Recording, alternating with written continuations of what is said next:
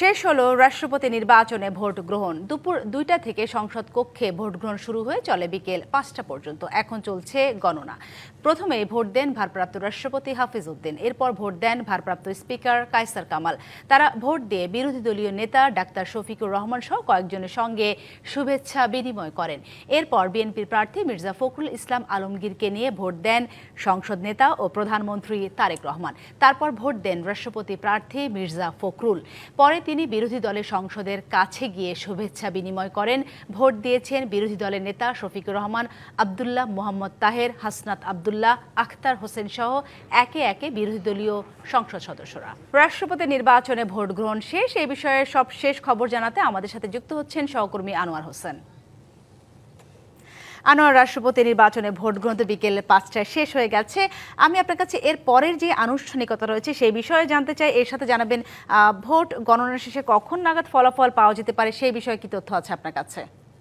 সাথী, রাষ্ট্রপতি নির্বাচনের যে ভোট গ্রহণ সেই ভোট গ্রহণটি শেষ হয়েছে, আর এখন ভোট গণনা আসলে চলছে। এখন আনুষ্ঠানিকতা বলতে যেটি নির্বাচন কমিশন থেকে, বিশেষ করে যে রাষ্ট্রপতি নির্বাচনের যে নির্বাচনী কর্তা প্রধান নির্বাচন কমিশনার, তিনিও আসলে আগেও জানিয়েছেন, সেটি হচ্ছে যে ভোট গ্রহণ শেষে ৪০-৪৫ মিনিটের মধ্যেই, অর্থাৎ ৫টা ৪৫ মিনিটের মধ্যেই ফলাফল যে ঘোষণা, সেই ঘোষণাটি আসলে করা হবে এমনটি, আবার একই সঙ্গে তারপরেই গেজেট আকারে আসলে প্রকাশ করা হবে এমন একটি তথ্য আছে। আর আসলে একটু উৎসব মুখরতা ছিল, বেলা ২টা থেকে ভোট গ্রহণ শুরু হয় একেবারেই। তো সেই জায়গা থেকে আসলে ভোটের যে চিত্র, যদি আমি বলি যে জাতীয় সংসদের যে অধিবেশন কক্ষ, সেখানেই ভোট গ্রহণটি হলো।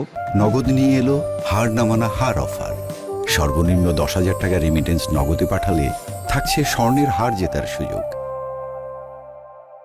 সেখানে এক ধরনের উৎসব মুখরতা ছিল। সেখানে ভারপ্রাপ্ত রাষ্ট্রপতি, ভারপ্রাপ্ত স্পিকার, প্রধানমন্ত্রী, বিরোধী দলীয় নেতা আসলে ভোট পর্যায়ক্রমে তারা সব ভোট দিয়েছেন। আর ভোটটি আসলে সাদা কালো যে ব্যালট, সেটি আসলে একরকম প্রকাশ্য ভোটই বলা চলে।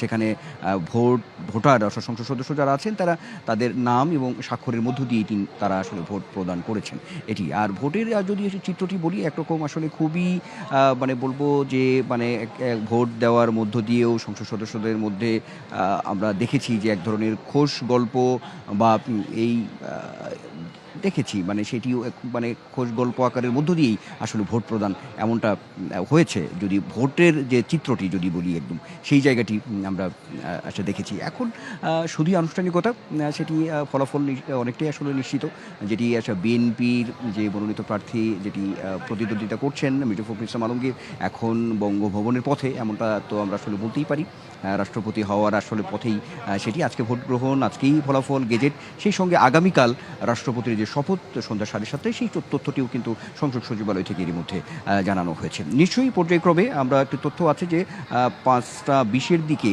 সংসদ সচিবালয় অর্থাৎ পক্ষ থেকে একটি সংবাদ সম্মেলন, আনুষ্ঠানিক একটি সংবাদ সম্মেলনের কথা রয়েছে। সেখানে হয়তো সংসদের যে চিফ হুইপ, তিনি হয়তো কথা বলবেন। সেখান থেকেও আরও বিস্তারিত তথ্য নিশ্চয়ই আপনার মাধ্যমে আমরা দর্শকদেরকে জানাতে পারবো। নিশ্চয় নয়, আপনি থাকুন সেখানে, তথ্য সংগ্রহ করুন। নিশ্চয়ই আপনার মাধ্যমে আমরা পরবর্তী সংবাদের নতুন রাষ্ট্রপতি নির্বাচনকে ঘিরে নতুন কোনো তথ্য থাকলে তা দিয়ে দিব। ধন্যবাদ আপনাকে।